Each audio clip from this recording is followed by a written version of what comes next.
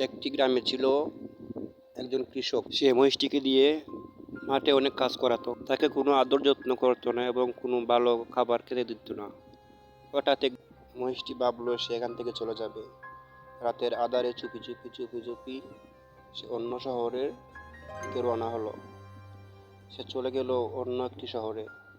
সেখানে তাকে দেখতে পায় অন্য একজন মানুষ। সেই মানুষটি ছিল একজন চটপটিওয়ালা।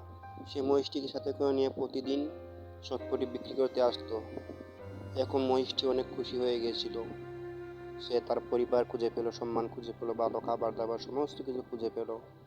কিন্তু কেউ এই মহিষটিকে লাইক কমেন্ট করে নাই, চ্যানেলটিকে সাবস্ক্রাইব করে নাই।